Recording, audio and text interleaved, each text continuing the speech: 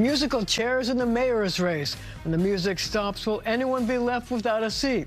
The Point starts right now.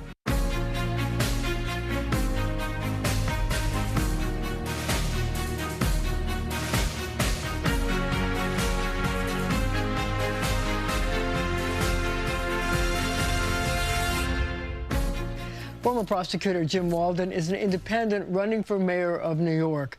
But I have to start by asking you about the idea that you advanced a few weeks ago, that since there are so many independents in the race, that you should all agree that the person leading in the polls in September, everybody else should drop out so that one person faces off against Zohran Mamdani. Why is that? So, from my perspective, we need a clean choice between a socialist agenda and a free market agenda. And if you have 4 candidates in the race, it makes it much more likely that they will split the vote and you'll have a spoiler situation. So that idea really was, I advanced it not for my own personal gain, because my political interests and everyone else's ambitions should take a backseat to giving New Yorkers a very clean choice between one candidate and Zohran Mamdani. Whether or not the regulators agree, whether or not the other candidates agree, I didn't know that at the time, but I think it's important for New Yorkers. There's a lot of concern in the city about a spoiler situation. There are many people that want their votes to count against a socialist administration, and so that was the purpose of that idea. I see big problems and I try to solve them. So why is it so bad for Mr. Mamdani, who won the Democratic primary overwhelmingly, to be defeated? Why is that so important? So I think that most New Yorkers do not want a mayor who is advancing anti-Semitic policies, who has in prior years embraced actual terrorists, and someone who is so imbued by anti-police bigotry, because that's really what it is. He said he wanted to dismantle the police. He called them wicked and corrupt. You can't walk away from those words, and if we've learned anything in our politics, it's when someone says something, believe them. So I think it's a critically important moment for free market ideas to continue to be embraced in the capital of capitalism. I believe that I'll be the best mayor because I've got the most forward-looking, ambitious plans for the city. They're achievable. They're achievable based on a free market economy. But are his ideas achievable? You know, he is credited with thinking outside the box and proposing some things like, you know, city supermarkets and free bus service and a rent freeze. Are you trying to say that those are not achievable? He might as well be talking about drilling in Alaska. The things that he wants to do are not achievable. But look at David Solomon, who's the CEO of Goldman Sachs today, just issued a statement about how terrible a rent freeze would be. But it doesn't have to be that way. I agree that the city is not affordable. My plans are going to aim to lower rents, especially for those people who are severely rent burdened. That is a better way to use our tax dollars smartly, to innovate and find ways to help people. I guess, you know, look, affordability has become the key word in the mayoral campaign, but why will his ideas not be affordable and make things cheaper for people? And what ideas do you have that will actually make things affordable if you don't think his are workable? Yeah, so my ideas, again, focusing on the free market, are to build aggressively to deal with the housing crisis.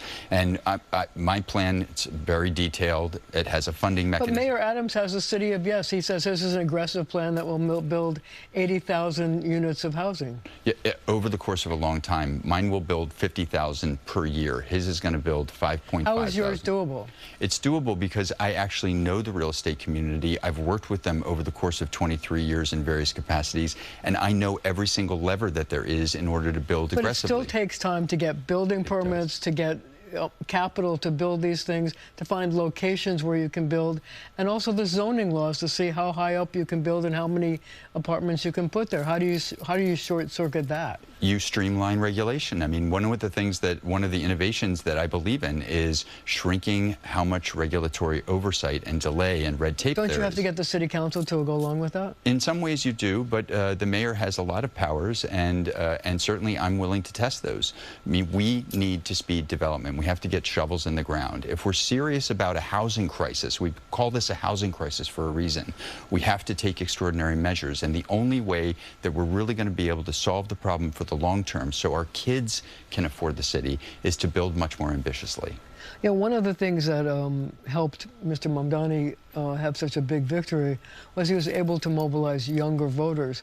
How would you mobilize younger voters to be attracted to your ideas? So I think that I have some of the most forward-looking policies. I already have a policy out about elevating kids in poverty. Why is no one else in the race talking about that? I'm going to use part of the proceeds from an ambitious housing program to lift up the 29,000 kids in the city that are born into poverty. So I've got that plan. How do you lift them up? You put a certain amount of money aside from them. You take a certain amount of the percentage profits from a very ambitious housing program. If you take 5% of those profits, it still leaves plenty of room for developers, and you invest that in what I call a kids in poverty program. So you put money aside for them. But what does that mean? What kind of programs are you going to do to lift kids out of poverty? Are you giving them scholarships? Are you giving them food stamps? What are you doing? By the time they're 18 years old, they will have a nest egg that's based on invested money on their behalf, where they get more than $100,000 that they can. Who invests the money? Is this like the city pension plan? It's sort of like a pension plan for kids, but you start it when they're born, so that the money grows over the course of their adolescence. Who makes the investment decisions? Well, the city will hire a manager to do that, the way it does with its pensions. The comptroller controls billions of dollars of pension money. And how do you decide who gets into the program? Any kid born into poverty. So they're a well-known cohort of people. There's like 29,000 kids that are born into poverty every year. But that's not the only way that I'm going to use free market ideas to help kids. Just today, we announced a new policy on bringing entrepreneurism into schools and starting Shark Tank for kids. A Shark Tank for kids. Now, you read it. Thank you very much. So it's really exciting. It's going to create competitions at the neighborhood level, at the borough level, and at the citywide level. They're going to be televised. How do you decide whose ideas you buy? Well, every kid will get a chance. I mean, particularly those in high crime areas and NYCHA communities are going to get extra supports. And it's going to be really exciting. I mean, kids are our future. They have plenty of great ideas. And the idea is for them to think of business ideas that are either just, when they start out, they're thinking about popsicle stands and lemonade. And as they get older, they crack some of the problems in the city. And there'll be real estate business community leaders that will be judging them, and the kids will advance through the process, and it'll be very exciting for them. So let's talk about your idea of independents deciding to get out of the race. Andrew Cuomo has said he would do it. You have said you would do it. But Eric Adams says no way, and so does Curtis Sliwa. So if everybody stays in the race, isn't that a guarantee that Mr. Mamdani wins? Well, I can't say it's a guarantee because we don't know what we don't know. I mean, Mamdani's may have hit a ceiling in terms of his popular support. His numbers may come down. I can't predict the future. What I can do is try to control the things that I can control. Eric Adams and Curtis Sliwa have said, in my view, putting their own political interests above the city of New York, that they're not going to participate in the pledge. Okay, that's now. Let's give them some time. The idea just came out the week before last. It's a new idea. It's obviously a novel idea. I'm not surprised that so many people are behind it. Governor David Patterson supported it. Obviously, Andrew Cuomo did. Other people online are supporting it as well. But this is the kind of person I am, and this is the kind of mayor I'm going to be. Find a problem and solve it. And the pledge, if the other two candidates come along board, will solve a significant problem. If you take a look at the polls, Mayor Adams is at 13%. It doesn't look like he has a path forward. Do you think that he could change that? I think anyone can change poll numbers, and I was polling below him. So I'm not daunted by a poll. I'm sure he's not either. We've just gone through a Democratic primary where a guy was at 0 and then won the Democratic primary. So we all know that the polls are broken, particularly these micro polls that are coming out survey very few voters. They are still put out by the media as if they're gospel, and we all know they're not.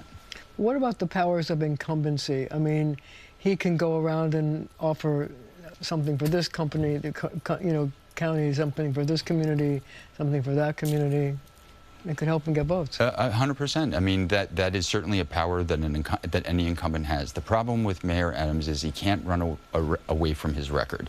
He spent a lot of his first term embroiled in scandal. He brought a lot of that on himself. He literally was reaching into agencies before he was even elected in the general to help his campaign contributors. We've seen this story play out before. we have to choose differently. This is the time for someone outside the system who knows the system very well to guide us through a resurgence of our economy and our safety net. Well, we're going to have to leave it right there for now, but we'll be back with a panel of experts to sort out the latest political developments.